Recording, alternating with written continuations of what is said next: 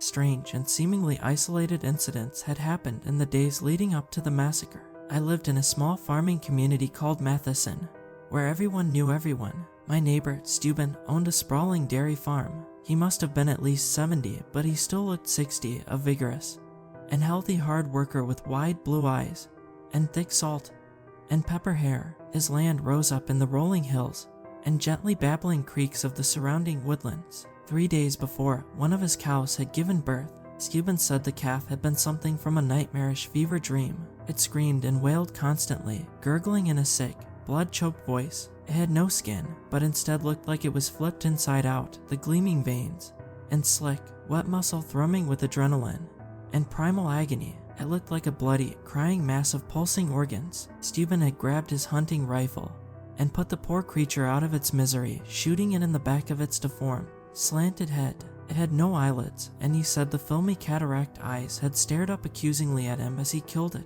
Though I didn't witness it myself, a few of my neighbors and friends had talked about seeing a meteor shower over town the night before the deformed calf's birth. Bright blue streaks like lightning flashed across the night sky. I wouldn't know the significance of this until much later, until it was far too late to do any good. One of my neighbors, who was 9 months pregnant at the time, ended up giving birth to a baby boy a couple days after the incident with the calf. The father told me that the infant had only lived for a few hours in intensive care, and it had been such a horrific sight that the mother and father could barely stand to look at its twisted, alien features. The doctors had told her it was an extreme case of something called harlequin ichthyosis. I looked up the pictures of what he described, seeing pictures of mutated, skinless infants with dark blood vessels, like tumors running down their chests, and bulging, clown-like eyes that gleamed an infected red. It was around the same time that people began to notice the fish dying off in large numbers, their rotting bodies floating to the tops of ponds and streams all over the area. Fishermen said many of the lakes had become dead zones overnight, as if chemical weapons or high doses of radiation had contaminated them. The local and state governments started putting up signs all over town, warning people not to swim or eat anything they caught from the local waterways until the Department of Environmental Protection could test it for toxic contaminants. All of the state parks in the area were closed down temporarily as well. My wife Sophie and I had joked about finding a cabin out in the woods to wait out the rapture. In hindsight, that was probably far closer to the truth than either of us could have ever imagined. I awoke early the next morning, seeing the first razor-sharp shards of a sunrise peeking through the window. It was Sunday, and I had the weekend off from work. I looked over, seeing my wife still sleeping soundly on the other side of the bed. Purple light like fresh bruises streamed in from a cloudless blue sky. I didn't know why, but something felt wrong. It took me a few moments to realize what it was. I didn't hear a single sound outside. Our house was surrounded by woods and swamps, and normally the birds would be singing their little heads off by now, but it sounded as dead as in the aftermath of a nuclear war. Even the insects had gone quiet. I crept out of bed, trying not to wake Sophie. I ended up getting dressed and making coffee and a bagel. Feeling restless, I decided to go out for a drive around the block. I hopped in my truck and slowly pulled out onto the empty street. After a few minutes, I drove past the local park. It had a brightly colored playground looming high in the air. Though this early in the morning, it stood empty. A few joggers and random people walking their dogs lumbered through the foggy mist, circling around the paved trails of the park. A still pond coated with green scum stood at the center. I noticed how the eerie quiet extended out here as well. Besides the rumbling of my truck's engine and the distant barking of a dog, I might as well have been driving through a graveyard. I was glancing out the driver's side window and didn't see the young woman covered in blood slinking out onto the street until the last second. She dragged a broken leg behind her, the sharp points of bone poking out through the skin. Her head turned to look at me moments before I collided with her. She was completely naked, but that wasn't the strange thing. There was something wrong with her face. Long, black tendrils like spidery legs jutted out of her mouth, her nose, and her ears. Her eyes looked like they had been removed or eaten away, and more skittering, jointed things oozed out of those. She was crying scarlet tears from her dark, empty sockets. Orange pus and clotted gore dripped down her chin from the open wounds, staining her lower body in rivulets of drying filth. I tried to slam on the brakes, but it was far too late. My front fender smashed into her waist, After that, everything seemed to happen very fast. Her body flew up with a shattering of glass, but the woman never screamed or made a sound. Her face remained as blank and slack as that of a puppet's. A spiderwebbing of cracks flew across the windshield as her body rolled over the truck, flying up over the top of it and crashing down on the road with a wet, bone-shattering sound. Holy hell, I cried, my tires fishtailing wildly with the squealing of rubber as I came to a stop. I heard people screaming in the nearby park now. I thought they had seen the accident, but I was too focused on the destroyed body of the woman to care. Hyperventilating, I climbed out of the truck, running over to her side. She jerked on the road like a dying hornet, her shattered limbs twisting with a grinding of broken bone. Her empty eye sockets stared blankly up at the vast blue sky, the spidery legs twitching faster. The right half of her chest appeared caved in, and she continuously coughed up frothy streams of bright red blood. I immediately pulled out my cell phone. With trembling fingers, I dialed 911, never looking away from the dying woman laying in front of me. "Hello," a woman's voice said. "Hello, I need help. I think I killed. This is a pre-recorded message. Emergency services are temporarily suspended in your local area due to a federally declared state of emergency. This is not a test. Please stay inside for the duration of the emergency. Assistance is on the way. Do not panic. Your government has everything under control. If you notice any unusual life forms in your local area, do not approach them. Do not try to kill or harm them in any way. Give them as much distance as you can. If possible, try to seal all windows, doors, and cracks. Your area is now a federally mandated quarantine zone. Until you can be safely evacuated, stay in your home and await rescue. Thank you for your cooperation in this difficult time." "What?" I screamed into the phone. "There's someone dying here. I need an ambulance." In response, the message started to repeat, the cool robotic female voice sounding as calm as if it were announcing a sale on produce at a grocery store. I ended the call, looking around hopefully for someone who might be able to help. It was only then I noticed the bloodshed spreading all around me.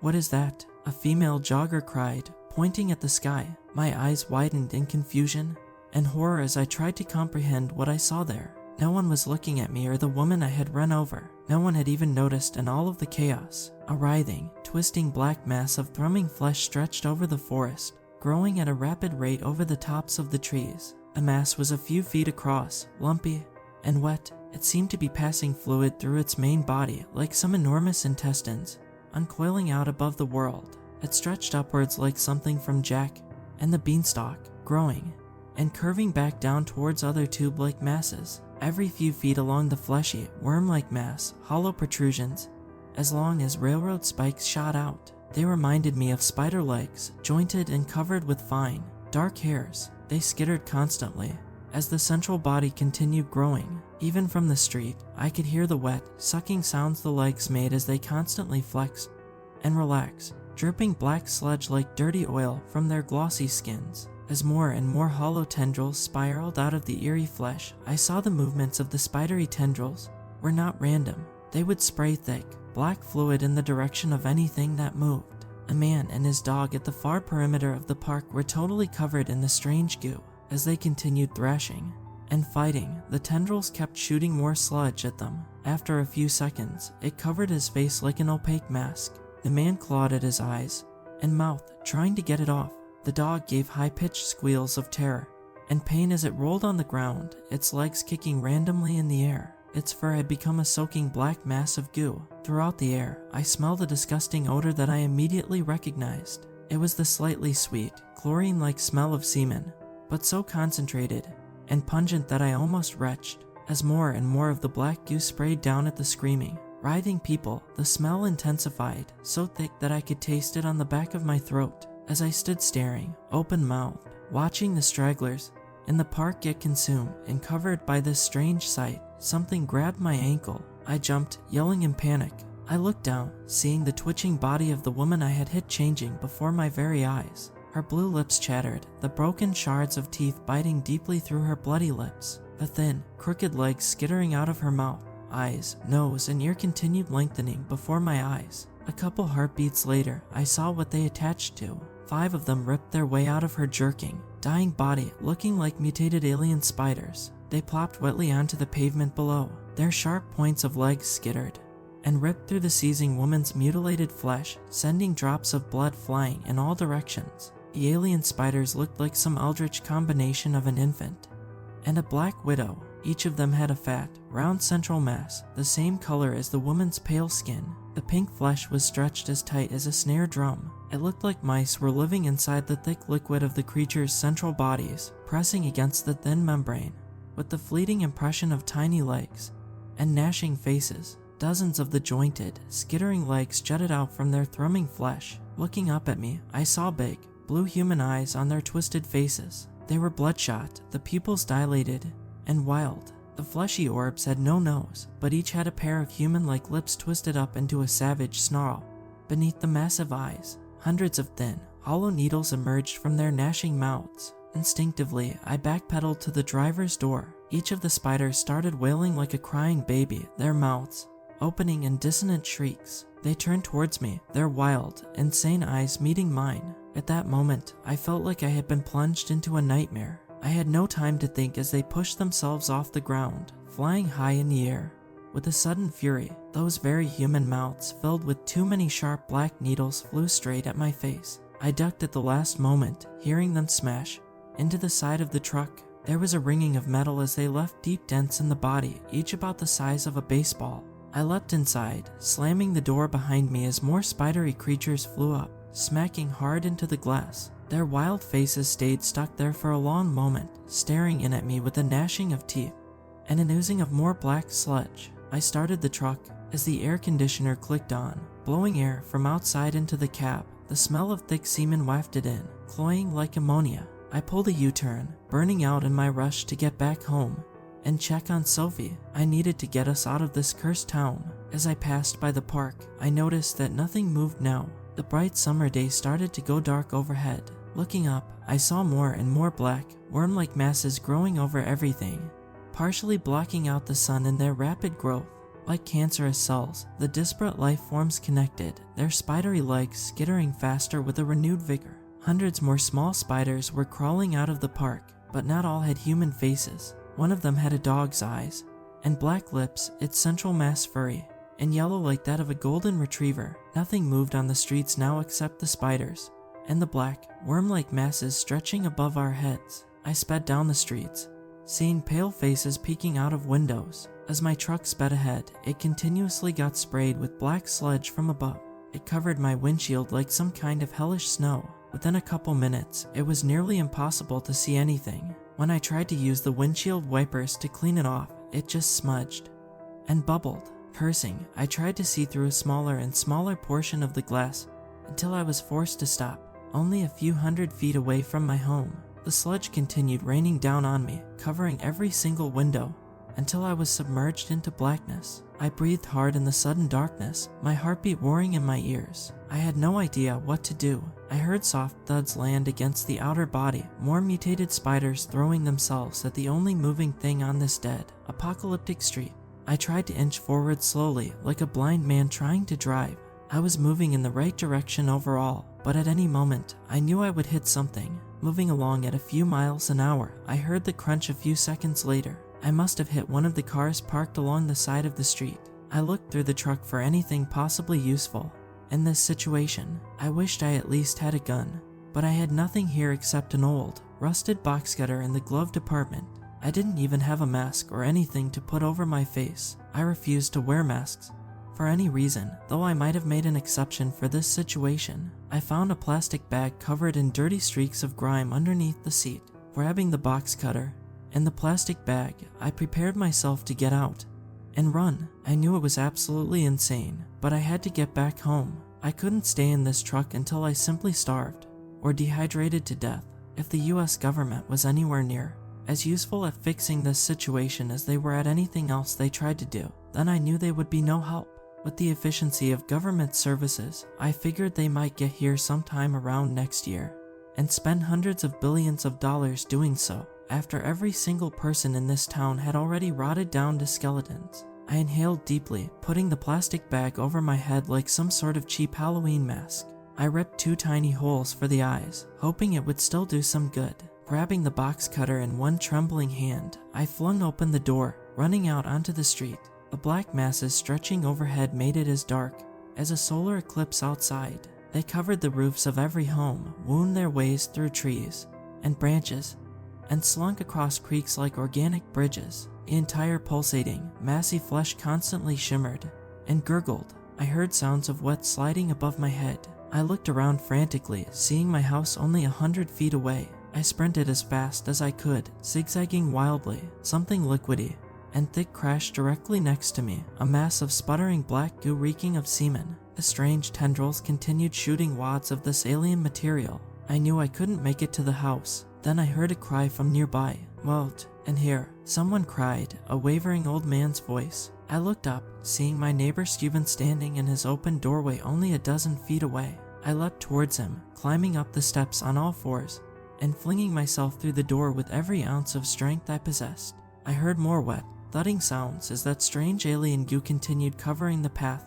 behind me. I rolled through the door, falling forward and slamming my head into the wall. My vision turned black for a moment. I swam through the pain and confusion, hearing Steuben slam and lock the door behind me. I ripped the plastic bag off my head, breathing hard and covered in sweat. My heart pounded in my chest, frantic as a cornered, panicked animal. I looked down, seeing the box cutter still clutched tightly in my hand, my knuckles white with tension. I slipped it in my pocket. "Sophie," I cried, breathless. "I need to get to Sophie." Steuben came over slowly in his typical long-sleeve plaid shirt and blue jeans, looking down at me with his flat, blue eyes. "It's okay, Walt," he said calmingly. "Sophie's here." I looked up, surprised. "What? Where?" I asked, confused. "Why is she here? When everything started, she said she got scared and saw you weren't home. She came here when the announcements began on the radio and TV. She's in the back room right now." He knelt down, extending a withered hand towards me. "Come on up, I'll bring you to her." My heart soared with waves of bliss. I scrabbled to my feet. "Thank you so much, Steuben." I cried in ecstasy, grateful that Sophie was alive and okay. He put out a hand, pointing down the hallway. "She's in the room at the back," he said. "Go see her." I nodded happily, running forward. His slow, plodding footsteps followed behind me. The floorboards creaked ominously. As I flung open the door, I saw Sophie there, naked and bound with strands with razor wire. Fresh streams of blood dribbled down her smooth, pale flesh. Her mouth was gagged, her eyes huge and wild. The back window was open, and I saw alien spiders slinking through. Some were a combination of human and spider, while others had dog, squirrel, cat, or raccoon features. Yet every single one gave the same ghastly aura of sickness, the smell of thick semen in the air. "Sophie," I cried as one of them skittered up on her face, its black needles dripping drops of mutating sludge onto her eyes and nose. She shook her head wildly from side to side, trying to clear it.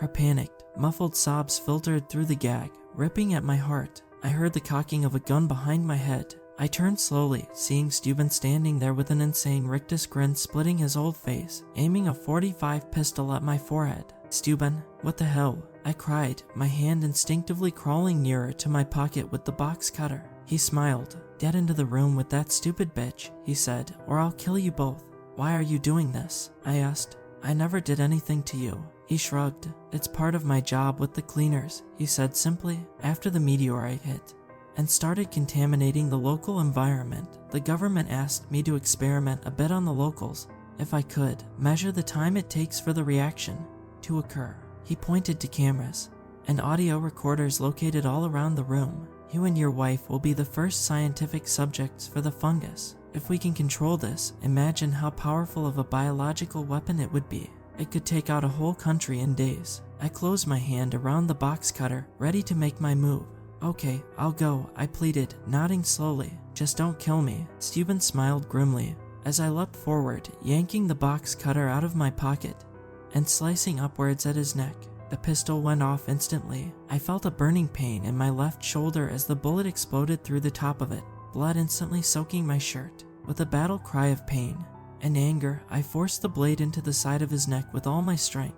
It cut through his vein easily, the skin separating a moment later. A waterfall of blood poured down his chest. He stumbled back, grabbing at his spurting neck. The pistol fell to the floor with a metallic clatter. Looking at me with dead, surprised eyes, he fell slowly forward. I looked back, seeing Sophie's face covered in black sludge. She was suffocating, her lips turning blue. Spiders crawled over every inch of her exposed flesh. When their strange, alien eyes met mine, the ones closest jumped in my direction. I backpedaled quickly, slamming the door shut. I heard them slam against its other surface with soft crashes. I took Steuben's gun, searching his house meticulously for something that might help me survive. I felt sick about Sophie's death, but once she had become infected, I knew she was gone. The moment that black goo entered someone's body, it seemed they were beyond help. I tried to slow the bleeding from my shoulder, bandaging it as best as I could. I felt pieces of bone splinters rubbing in the wound. As I tightened it, gritting my teeth against the pain, the bullet appeared to have gone through the top of my shoulder, missing the arteries, but shattering the bone. I would have to use my right hand for everything for a while, I thought, as pain like battery acid shrieked from the wound. In Steuben's garage, I found a strange vehicle. It looked like a bulldozer, but it had cameras on the outside connected to a TV in the center console. There were special high-pressure water jets pointed at the cameras to clean them off. It was as if Steuben had known what was coming and had made plans to escape. I looked at the plates, seeing they were government plates. They said the vehicle was federal property. Steuben's story started to seem more and more true. Had he actually been a member of some secret government agency experimenting on US citizens? I played around with the bulldozer for a few minutes, finding out how to operate it and keep the cameras running. It took significantly longer, with only one hand, and with the many injuries and bruises covering my body, but I forced myself to ignore the pain. Once I knew how it worked, I turned it on, sealing the exterior, feeling a combination of bliss at escaping and sickening horror at Sophie's fate. I crashed through the door of Steuben's garage, ambling the bulldozer down his driveway. The windows were instantly covered in black goo, but through the aid of the cameras, I could still see. Making my way slowly forward, I left that den of horrors behind, driving through the dead streets of Matheson towards freedom.